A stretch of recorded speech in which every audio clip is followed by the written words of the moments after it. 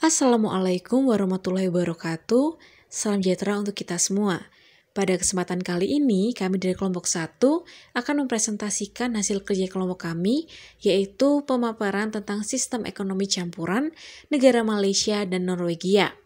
Sebelumnya, izinkan kami memperkenalkan anggota kelompok kami, yaitu yang pertama ada Christiana Krisyanti, yang kedua ada Indriana Andira Wahyuni, yang ketiga ada Jessica Arnel Renida, yang keempat ada Kilmi Medasyari, yang kelima ada Lutfiana Arum, dan yang terakhir ada Marzuki. Pada pemaparan yang pertama, yaitu negara Malaysia, akan disampaikan oleh saudara Marzuki. Kepada Marzuki dipersilahkan. Materi tentang latar belakang dan sejarah Malaysia. Next. Malaysia memiliki dua wilayah daratan utama yang terpisah oleh Laut Cina Selatan, yaitu Malaysia Barat dan Semenanjung Malaysia, yang berbatasan dengan Thailand di utara, di Singapura di selatan, dan Malaysia di timur. Yang berada di bagian utara Pulau Kalimantan yang berbatasan langsung dengan Indonesia di selatan dan Brunei di utara. Malaysia merupakan salah satu negara yang terletak di antara bentang besar Laut Tiongkok Selatan dan berbatasan langsung dengan Indonesia. Sejak dari awal kemerdekaannya, perekonomian Malaysia didukung oleh ekspor hasil produksi bahan baku ke luar negeri. Timah, karet, kayu, minyak mentah, dan minyak sawit merupakan komoditas utama yang menjadi pendukung sektor perekonomian masyarakat dan perekonomian nasional Malaysia. Next.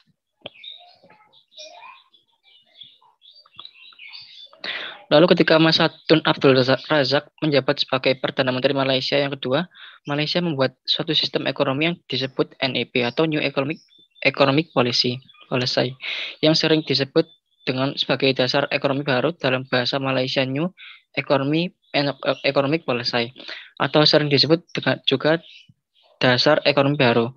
Dalam bahasa Melayu adalah suatu program yang diluncurkan oleh pemerintah Malaysia pada tahun 1971 oleh Perdana Menteri Tun Abdul Razak Dato' Hussein.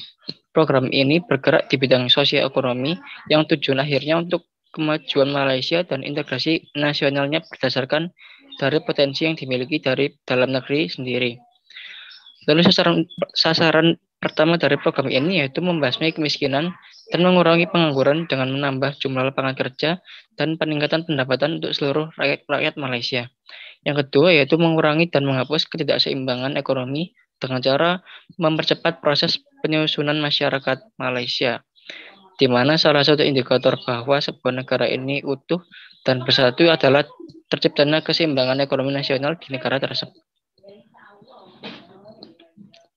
Saya kembalikan ke moderator. Baik, terima kasih untuk Saudari Marzuki. Selanjutnya saya mempersilahkan Saudari Indri untuk memaparkan materi tentang kondisi negara Malaysia. Kepada Saudari Indri, saya persilahkan. Baik, terima kasih moderator. Di sini saya akan memaparkan tentang kondisi negara Malaysia. Next.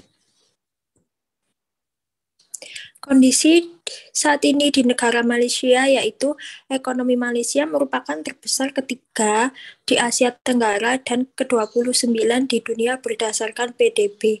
Inflasi yang hanya sekitar 0,4% serta angka kemiskinan sebesar 3,5% menjadikan Malaysia sebagai salah satu pesat setelah krisis ekonomi 1998 yang mengguncang Asia. Malaysia juga dikenal sebagai negara kemudahan bisnis dengan hasil agrikulturnya yang melimpah. Next. Organisasi ekonomi di Malaysia. Organisasi untuk Kerjasama Ekonomi dan Pembangunan atau Organization for Economic Cooperation and Development atau yang disingkat OECD memproyeksikan ekonomi Malaysia tumbuh 4,3% pada 2021 dan 6,1% pada 2022. Namun prediksi itu seiring upaya pemulihan yang dilakukan yaitu OECD atau Organisasi untuk Kerjasama Ekonomi dan Pembangunan mengatakan dalam survei ekonomi ketiga untuk Malaysia bahwa ekonomi Malaysia berada di jalan menuju pemulihan dari COVID-19. Dan OECD atau juga Organisasi untuk Kerjasama Ekonomi Pembangunan menambahkan Malaysia mengirimi pertumbuhan yang solid sebelum pandemi. Hal itu menambah OECD menyusul penurunan aktivitas ekonomi sebesar 5,6% pada 2020. Next. Terima kasih, itu materi dari saya. Saya kembalikan kepada moderator. Baik, terima kasih untuk Saudari Indriana. Selanjutnya adalah pemaparan materi tentang kebijakan perekonomian di Malaysia. Saya mempersilahkan Saudari Kilmi untuk memaparkan materi. Kepada Kilmi dipersilakan. Baik, terima kasih moderator. Di sini saya, Kilmi Medasyari, akan menjelaskan mengenai kebijakan perekonomian Malaysia. Untuk yang pertama, kebijakan pada pemerintahan Perdana Menteri Tunku Abdul Rahman pada tahun 1951 hingga 1971. Pada pemerintahan beliau melakukan kebijakan, yakni rencana pembangunan Malaysia diperinci secara jelas dalam rencana pembangunan 5 tahunan, di mana sepanjang sejarahnya sebagai garis pedoman pembangunan Malaysia, perencanaan pembangunan di Malaysia sebelum tahun 1970-an ternyata belum berhasil, karena golongan Melayu merasa tidak puas dengan hasil pembangunan yang dicapai yang dianggap lebih menguntungkan golongan non-Melayu. Ketidakpuasan ini mencapai puncaknya dalam konflik rasial pada 13 Mei 1969. Peristiwa rasial ini memaksa para pemimpin Malaysia untuk meninjau kembali strategi pembangunannya.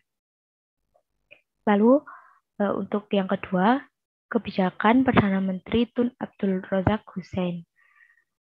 Beliau menerapkan kebijakan ekonomi baru bagi Malaysia atau New Economic Policy atau NEP, yaitu suatu pola kebijaksanaan jangka panjang 20 tahunan, yaitu 1971 hingga 1990. Kebijaksanaan ekonomi baru ini mempunyai 2 tujuan, yaitu yang pertama, memberantas kemiskinan dan mengusahakan kesempatan kerja yang lebih banyak untuk rakyat tanpa memandang asal-usulnya. Yang kedua, mempercepat proses perubahan struktur masyarakat untuk memperbaiki keadaan ekonomi yang tidak seimbang, sehingga penyamaan peran ekonomi tertentu dengan ras dapat dikurangi dan akhirnya dihapus. Akan tetapi, Tun Abdul Razak meninggal dunia di tengah perjalanan kebijaksanaannya dapat dituntaskan, maka rencana tersebut dilanjutkan oleh penggantinya. Kebijakan yang ketiga dari pemerintahan Perdana Menteri Tun Hussein On, yaitu pada tahun 1976 hingga 1981. Pada rencana Malaysia ketiga, yaitu pada tahun 1976 sampai 1980, yang dikeluarkan pada pertengahan tahun 1976, setelah tertunda akibat kematian Tun Razak, baru peranan Hussein On dapat terlihat.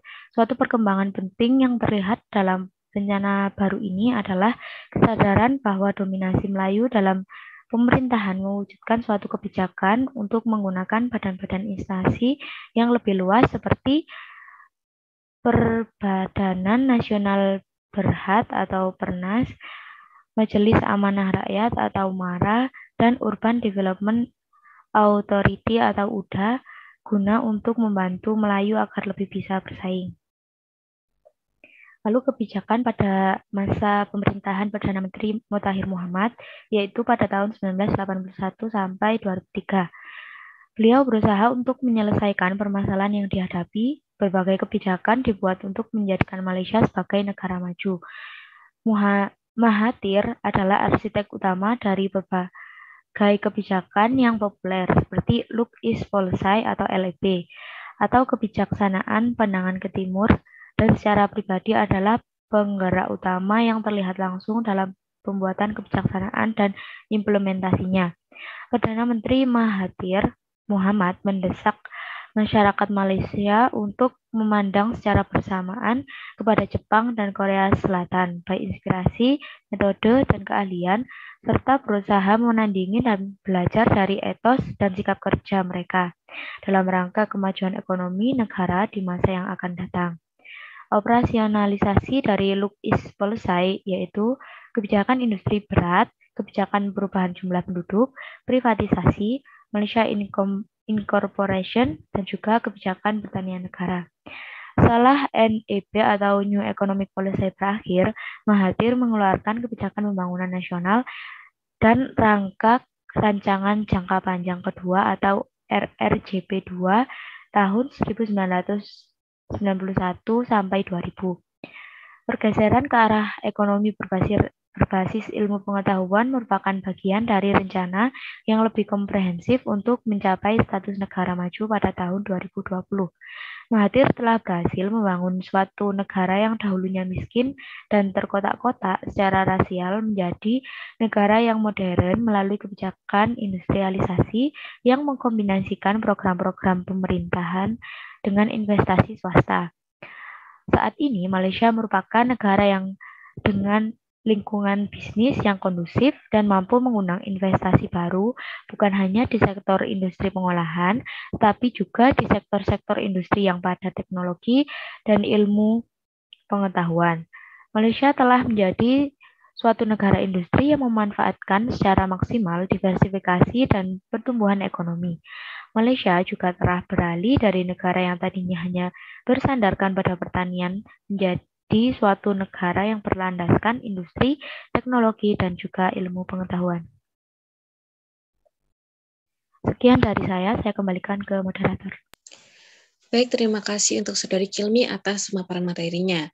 Selanjutnya, pada sistem campuran, kami akan jelaskan negara Norwegia. Untuk yang pertama, yaitu latar belakang dan sejarah akan disampaikan oleh Saudari Jessica. Kepada Jessica, dipersilahkan. Baik, terima kasih moderator. Saat ini saya akan menjelaskan mengenai latar belakang dan sejarah negara Norwegia. Next.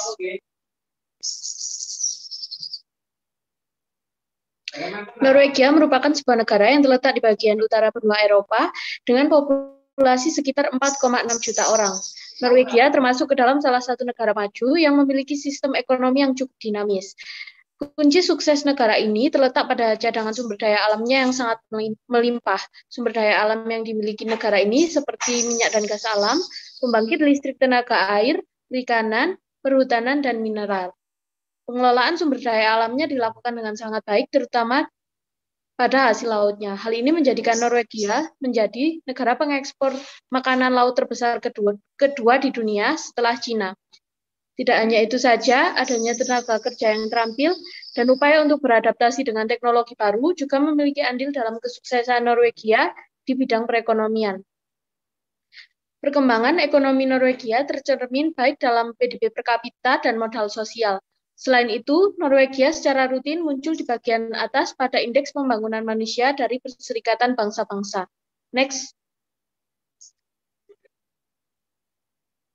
Sejarah perekonomian Norwegia ini dapat diklasifikasikan menjadi dua fase utama, yaitu sebelum dan setelah melepaskan diri dari Denmark pada tahun 1814. Yang pertama yaitu pada fase sebelum kemerdekaan.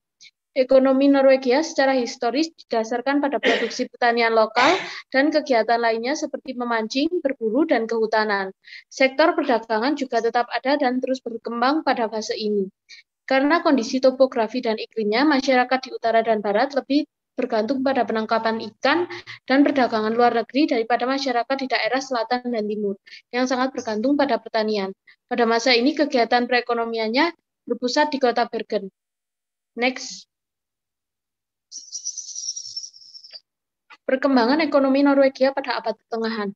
Setelah 417 tahun, Norwegia pada akhirnya mendeklarasikan kemerdekaannya dari Denmark pada tahun 1814. Pada masa itu, lebih dari 90% populasi, yakni sekitar 800.000 orang, tinggal di daerah pedesaan. Pada tahun 1816, Bank Sentral Norwegia memperkenalkan mata uang nasionalnya, yakni kron. Langkah pertama yang diambil Norwegia dalam perkembangan ekonominya dimulai pada akhir abad pertengahan. Berkat ekspor besi, batu bara, kayu, dan ikan, negara ini mengalami ledakan komersial yang hebat melampaui negara tetangganya, yakni Swedia.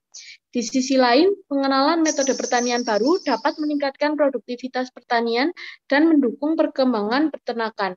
Pada saat yang sama, Norwegia menjadi salah satu kekuatan di sektor transportasi laut. Armadanya mewakili tidak kurang dari 7% dari total dunia pada tahun 1875. Proses industrialisasi negara tersebut berlangsung dalam beberapa gelombang. Lalu Perang Dunia Pertama menjadikan perkembangan ekonomi di Norwegia mengalami stagnasi. Negara tersebut membayar konsekuensi ketergantungan ekonominya yang berlebihan pada Inggris yang kala itu menjadi mitra dagang utamanya. Kurangnya peluang di negara itu menyebabkan banyak orang Norwegia bermigrasi ke Amerika pada paruh pertama abad pertengahan. Kependudukan Jerman di negara itu pada tahun 1940-an menghentikan upaya pemulihan ekonomi dari dekade sebelumnya. Setelah perang usai, tantangan yang dihadapi Norwegia adalah membangun kembali perekonomiannya. Saat itulah negara Norwegia mengadopsi sosial demokrat yang berhasil berkat penemuan simpanan minyak dan gas alam di Laut Utara yang cukup besar jumlahnya. Tahun-tahun emas bagi perekonomian Norwegia terjadi dari tahun 1950 hingga 1973. Dalam periode ini, PDB meningkat secara drastis, perdagangan luar negeri meningkat pesat, pengangguran menurun, dan tingkat inflasi tetap stabil. Pada tahun 1973, perekonomian dunia diguncang oleh krisis minyak. Logikanya, sebagai negara produsen, Norwegia terkena imbasnya yang parah. Doktrin sosial demokrat harus dimodifikasi dengan solusi liberal, dengan suku bunga tinggi dan devaluasi mata uang. Krisis keuangan mempengaruhi banyak perusahaan di Norwegia. Sementara itu, negara mengambil alih sebagian besar bank komersial terbesar untuk menghindari keruntuhan finansial total. Next. Perekonomian Norwegia saat ini. Saat ini Norwegia memiliki perekonomian yang kokoh. Sektor minyak masih sangat penting. Faktanya bahwa pengelolaan sumber daya alam yang baik telah berkontribusi menjadikan Norwegia menjadi salah satu ekonomi yang paling makmur di dunia pada masa ini. Faktor-faktor yang membuat perbedaan antara Norwegia dengan negara-negara penghasil minyak lainnya ialah pelatihan tenaga kerjanya, budaya adopsi teknologi maju dari negara-negara terkemuka lainnya, dan institusi politik yang stabil. Menariknya, Norwegia berulang kali menolak menjadi bagian dari Uni Eropa. Ia juga mempertahankan mata uang nasionalnya, yakni Kron Norwegia. Namun keputusan tersebut ditaati oleh European Economic Area atau EEA. Sekarang Norwegia menjadi salah satu negara di benua Eropa, bahkan di dunia dengan PDB per kapita yang tinggi, menurut data dari International Monetary Fund atau IMF. Perlu diingat juga bahwa menurut perkiraan oleh Program Pembangunan Perserikatan Bangsa-Bangsa atau PBB, Norwegia adalah negara pertama di dunia dengan indeks pembangunan manusia yang tinggi. Sekian dari saya kembalikan ke moderator. Baik, terima kasih untuk Saudara Jessica. Selanjutnya, next. Selanjutnya adalah kondisi negara dan ekonomi Norwegia yang akan disampaikan oleh saya sendiri. Next. Jadi, negara Norwegia termasuk negara maju yang mempunyai sistem ekonomi yang stabil dengan sektor swasta yang cukup dinamis. Jadi di Norwegia ini sumber daya alam dikelola dengan sangat baik, terutama hasil lautnya. Tak heran jika Norwegia merupakan negara pengekspor makanan laut terbesar kedua di dunia setelah Republik Rakyat Tiongkok atau Cina.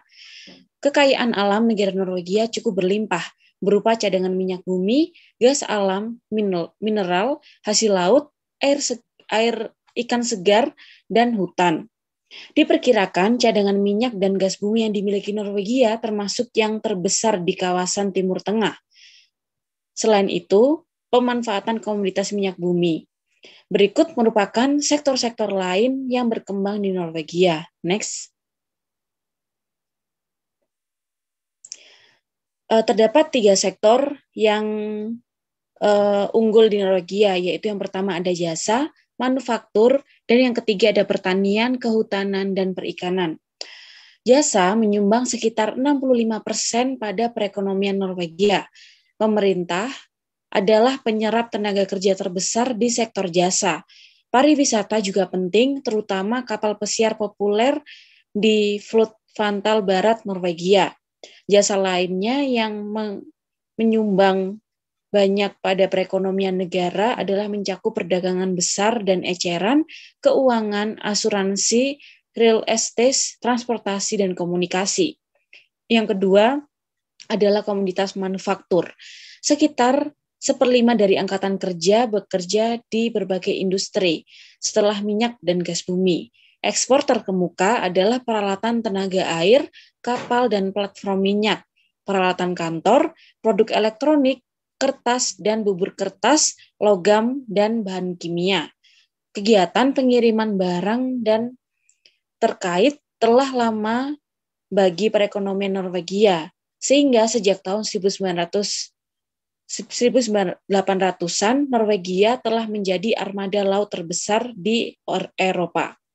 Selanjutnya, komoditas yang ketiga yaitu pertanian, peternakan, kehutanan, dan perikanan. Untuk bagian pertanian dan peternakan, hanya sekitar 3% adalah Norwegia yang cocok untuk pertanian, ditambah peternakan sebagai kegiatan utama. Pada kegiatan pertanian, komoditas yang diunggulkan adalah gandum, barley, dan kentang yang ditanam untuk makanan dan diekspor. Tetapi banyak dari tanahnya dikhususkan untuk memproduksi jerami dan tanaman lain yang digunakan sebagai pakan ternak. Pada peternakan, komoditas yang cukup unggul adalah daging dan susu. Yang selanjutnya adalah kehutanan. Hutan Norwegia memproduksi plum, kertas, dan kayu.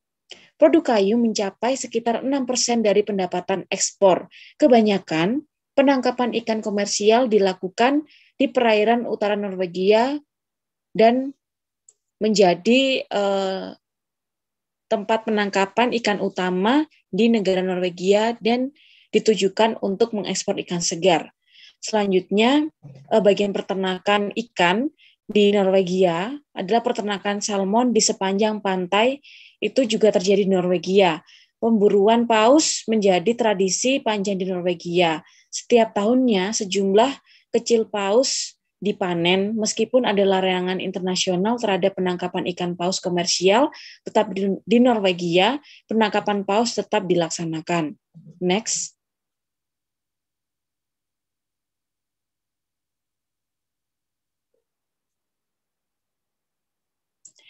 Namun saat ini kondisi ekonomi Norwegia mengalami resesi akibat upaya menahan penyebaran COVID-19 serta pemulihan ekonomi saat pandemi. Produk domestik bruto atau PDB Norwegia mencatat kontraksi pada kuartal 2 2020. Ekonomi yang tidak termasuk produksi minyak dan gas menyusut hingga minus 6,3% di kuartal 2 2020. Angka penyusutan lebih tinggi dibandingkan ekspektasi pasar sebesar minus 6,1%. Terkontraksinya ekonomi di kuartal 2 2020 tersebut membuat Norwegia masuk ke dalam jurang resesi, sebab di kuartal 1 2020 pertumbuhan ekonomi Norwegia telah terkontraksi minus 2,2% dan sebelum revisi minus 2,1%. Kendali demikian, pertumbuhan ekonomi Norwegia relatif lebih baik ketimbang negara-negara di zona Eropa yang mencatatkan penurunan PDB minus 12,1% di kuartal 2 2020. Penurunan juga dibandingkan dengan ekonomi Swedia yang terkontraksi hingga 8,6%, namun lebih buruk dibandingkan negara tetangganya yaitu Finlandia yang mencatat kontraksi ekonomi minus 3,2%. Sehingga Norwegia dapat dikatakan sebagai negara yang cukup stabil dalam mengalami masa COVID-19. Next. Baik, selanjutnya untuk perencanaan dan pengendalian sistem Norwegia akan disampaikan oleh rekan saya yaitu Arum. Kepada Arum dipersilahkan. Baik, terima kasih. Saya Lutfiana Arum akan memaparkan materi mengenai perencanaan dan pengendalian sistem di Norwegia. Yang pertama ialah sistem politik. Norwegia merupakan negara monarki konstitusional yang terletak di kawasan Eropa Utara. Bersamaan dengan Swedia dan Denmark, negara ini disebut sebagai Skandinavia. Norwegia sistem pemerintahan parlementer yang mana terdapat Perdana Menteri dan Presiden Storting sebagai kepala pemerintahan dan Raja sebagai kepala negara. Adanya dua posisi yang memegang kekuatan legislatif sekaligus menjadikan keunikan dari sistem pemerintahan Norwegia.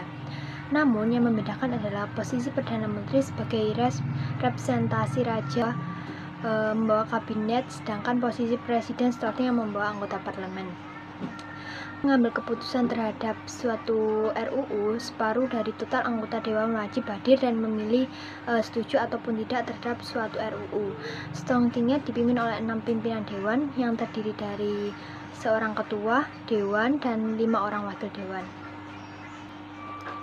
Yang selanjutnya ialah sistem kesehatan. Layanan kesehatan umum didanai oleh pajak dan dirancang untuk dapat diakses oleh semua penduduk tanpa memandang status sosial. Dengan sekitar 220 pegawai, sektor kesehatan umum merupakan salah satu sektor terbesar bagi masyarakat Norwegia. Sistem kesehatan umum berada di penguasaan Menteri Kesehatan dan Sosial yang bertanggung jawab dalam merencanakan dan memonitor kesehatan dan kebijakan nasional. Dari segi manajemen terdapat 5 lembaga yang bertanggung jawab terhadap sistem kesehatan, yaitu yang pertama Departemen Kesehatan. Yang pertama ialah Departemen Kesehatan. Departemen Kesehatan bertanggung jawab terhadap perencanaan, pencegahan, dan rehabilitasi kesehatan. Yang kedua ialah Departemen Rumah Sakit, yang bertanggung jawab terhadap perencanaan rumah sakit, pengobatan, dan perawatan gigi. Yang ketiga ialah Departemen Pharmaceutical yang bertanggung jawab terhadap penyediaan obat-obatan. Yang keempat ialah Departemen Kesehatan yang bertanggung jawab terhadap penanganan epidemiologi dan statistik, jasa pencegahan bencana lingkungan, dan menjamin lingkungan yang higienis dan makanan bernutrisi.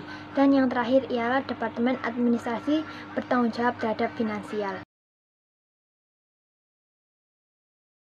Selanjutnya ialah sistem pendidikan. Kebijakan pendidikan di Norwegia berakar pada prinsip kesamaan hak terhadap pendidikan bagi semua anggota masyarakat, tanpa memperhitungkan latar belakang sosial dan budaya atau tempat tinggal. Peranan sekolah adalah menyampaikan pengetahuan dan budaya, serta memajukan mobilitas sosial dan memberikan dasar penciptaan kesejahteraan bagi semua pihak.